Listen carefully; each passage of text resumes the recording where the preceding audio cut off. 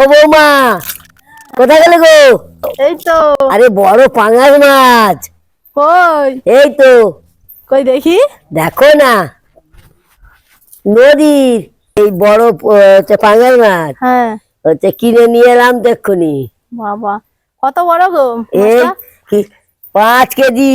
বাবা হেভি, বিরাট, খুব ভারী মনে বাবা হচ্ছে। হাত কন কন করতেছে আমার, দেখো বাবা, হাত বেঁকে যাচ্ছে আমার, বাবা, এত বড় মাছ। সত্যিই তো খুব ভারী বড়। দেখুন বাবা, বন্ধুরা, 5 কেজি সাইজের পাঙ্গাস মাছ আজকে বানাবো ফিশ ফিঙ্গার। ভিডিওটি দেখবেন কিন্তু পুরোপুরি। চলুন তাহলে প্রথমে কেটে নিই। দেখুন বন্ধুরা, আমি এইভাবে মাছের থেকে মাছের স্কিনটাকে আলাদা করে দিচ্ছি। আমি কিন্তু সলিড মাছের পিসগুলো নিয়েছি। আপনারা যখন বানাবেন লক্ষ্য রাখবেন যেন না এটা নদীর পাঙ্গাস মাছ। আপনারা চাইলে অন্য কোনো মাছেরও বানাতে পারেন, কিন্তু আমি এই মাছ বানাবো। সবগুলোকে এইভাবে ফিঙ্গার সাইজ করে কেটে নিয়েছি। ফিশ ফিঙ্গার বানানোর জন্য মাছটাকে ম্যারিনেট করে নিচ্ছি। 1 চামচ কাঁচা লঙ্কা বাটা, 1 চামচ আদা রসুন বাটা, টমেটো বাটা, লেবুর রস দিয়ে দেব, 1 চামচ গোলমরিচ গুঁড়ো, 1 চামচ সয়া সস, একটা ডিম দিয়ে দেবো, 1 চামচ ধনে গুঁড়ো, 1 চামচ মিট মশলা, পরিমাণ মতো লবণ দিয়ে দিলাম। ভালো করে ম্যারিনেট করে নেব। এবার আধ ঘন্টার জন্য ম্যারিনেট করে রেখে দেব। আধ ঘন্টা হয়ে গেছে, ম্যারিনেশন করা রেডি হয়ে গেছে।